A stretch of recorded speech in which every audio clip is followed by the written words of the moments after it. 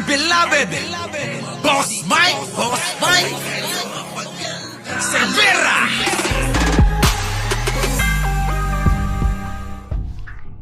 Lumutang ang political agenda sa controversial na bribery case laban sa isang district engineer ng Department of Public Works and Highways matapos iugnay ng inirereklamo ang mag-inang Senator Loren Legarda at Batangas 1st District Representative Leandro Leviste na nagmaniobra umano nito. Maring itinanggi ni DPWH Batangas 1st District Engineer Abelardo Calalo ang paratang na nagtangka siyang magbigay ng 3.1 million pesos kay Leviste at iginiit na bahagi lamang ito ng isang political agenda. Sa kanyang counter affidavit, sinabi ni Calalo na gawa-gawa ang kaso laban sa kanya at binabaluktot lamang ang katotohanan. Ayon pa sa kanya, si Uswang Ilonggo Party List Representative Jojo ang umano nag-utos sa kanya mula noong May na mangolekta ng donasyon mula sa mga contractor ng district para sa mga programa ni Leviste. Ipinahayag ng abogado niyang si Attorney Raymond Fortun na 3 beses nakipagkita si Ang kay Calalo at noong August 21 ay nag-follow up pa sa pamamagitan ng Viber call. Sa salaysay ni Calalo, personal pa siyang tinanong ni Leviste kung may dala siyang pera. Nang sagutin niyang may maliit na halagang galing sa isang contractor, pinilit umano siyang kunin ito agad. Ngunit bago niya maibigay ay dumating ang mga pulis at siya'y dinakip.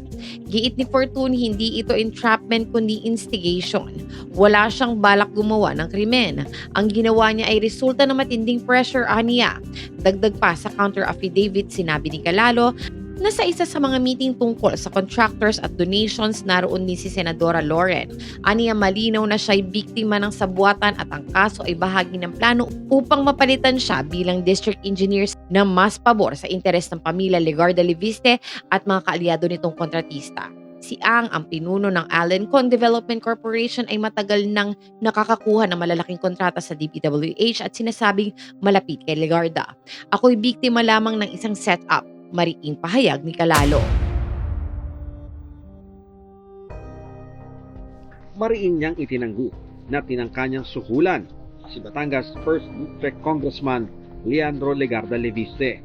Walang basihan at mapanlinlang ang mga aligasyon laban sa kanya. Sabi ni Calalo, ang dinala niya kay Leviste ay donasyon umano mula sa mga kontraktor na kinolekta raw niya sa utos ni Uswag Ilonggo Party List Representative James Ang Jr. bilang suporta sa mga proyekto at programa ni Leviste. Sa ngalan po ni Boss Mike Cervera, ito po si Auntie Mama ng Rizal, also known as Anino TV, na nagsasabing mahalin po natin ang ating kapwa, ipagdasal po natin lagi ang ating bansa. Magandang umaga, magandang hapon at magandang gabi, saan man dako ng mundo naroon kayo, at syempre, magandang buhay na rin para sa ating lahat. Maraming salamat po. Our beloved Boss Mike Cervera.